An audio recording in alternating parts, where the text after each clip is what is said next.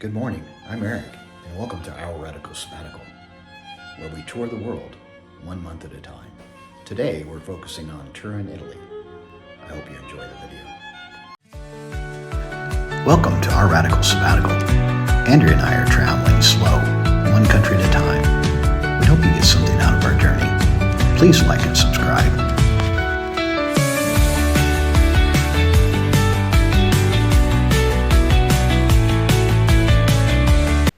We felt welcome in Torino as soon as we arrived at our little slice of heaven that was our Airbnb, with this view and this fireplace. How could you not? One of the first things you notice in Turin is how much it reflects its royal past. This was once the capital and the home of the House of Savoy, who in the 1800s managed to unite Italy into one state. Their palaces are still scattered among the landscape, from hunting lodges in the countryside to the royal palace here in Torino. Andrea and I were privileged to tour the Palazzo Reale. Unlike the crowds of Florence and Rome, you often get to tour the palace by yourself or with a few other tourists. The city is home to much temporary art, as well as, how would you like to check out a book here?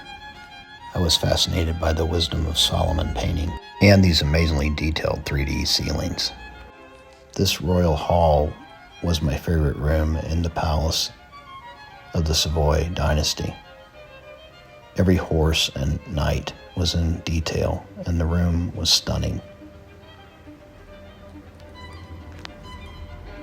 The Savoy dynasty, as you can see, had great influence in Italy and even became kings of Italy. Turin is also linked to the mystery of Holy Grail, as you can see in these two statues. Very interesting. What you most likely know Turin for is the shroud, what's the burial cloth of Christ. If it is or not, no one knows. What you probably didn't know is that Turin has the second largest exhibit of Egyptology in the world after Cairo. This is due to Napoleon's sack of Cairo and bringing everything back to Turin, at the time part of the French Empire. On the other side of the Po River is Superga Hill, with Basilica di Superga on it. Looking back across the Po at the National Museum of Cinema, even with all the religious icons, Turin still has time for the contemporary. Turin is a shopper's paradise, with local markets stretching all over the city.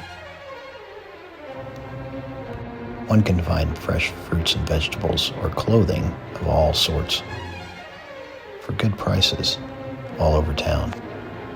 Andrea and I took advantage of this, buying new loafers. Leather goods here are inexpensive and particularly abundant. After buying our new loafers that evening, we took a trip out on the town to El Gatto Nero, which is the Black Cat, kind of a speakeasy kind of restaurant. We enjoyed our dinner there very much. It was quite expensive though, so the next day we went to the market and shopped, and ended up buying food that we ate at home. Turin is a lovely coffee and chocolate espresso mix. The National Museum of Cinema is housed in the Mole Antonello, so here is the Roman city gate. One of the best things about Turin is its ability to be a hub for all of the day trips in the area, including Susa, which is a beautiful alpine town. This is the Arch of Augustine.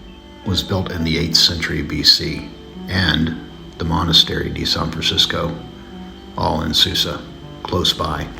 Just up the road, or train track in our case, was the beautiful hamlet of Milazet, and it feels like it's frozen in time. These stunning mountains and valleys are a wonderful break from Turin, and very close by.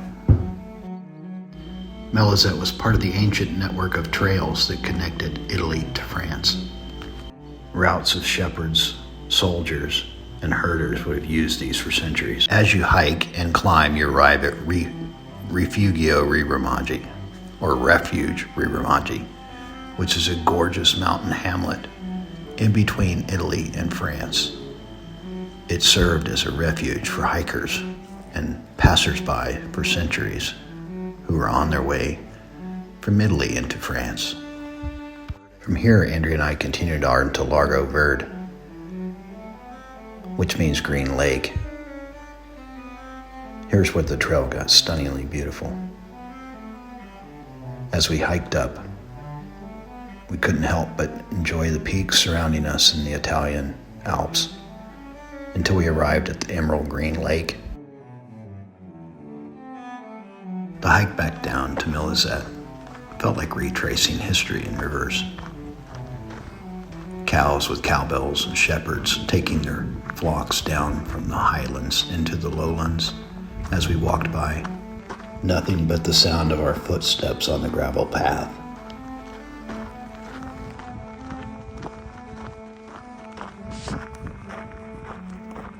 Until we arrived back in town and realized the distance of our hike. Another quick day trip from Turin is the town of Asti, known for Asti Spumante. Andrew and I ate just below this classic cathedral. Quite the diner's paradise. We enjoyed our meal and enjoyed our coffee and maybe a little too much of our meal. In the following week, we made one more day trip, this time to the Aosta Valley in the beautiful town of Aosta, Italy. On the other side of the Alps from Switzerland, the paths and the scenery were breathtaking of the mountains, with the higher peaks here than in Asti. More kitties for Andrea to pet. And more Roman ruins. And more townscape, along with beautiful mountains and rugged scenery and a beautiful trail to hike on. If you can make only one day trip out of Turin, I would recommend Aosta and Aosta Valley.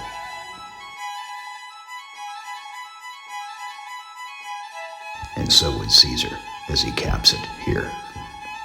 On our last day of our month in Turin, we decided to hike back up the hillside of Superga, cross the Po River, and observe the city from the high point. Sleepy Turin below, once a bustling community, now a sleepy city in Italy, with less tourists than anywhere else we've been.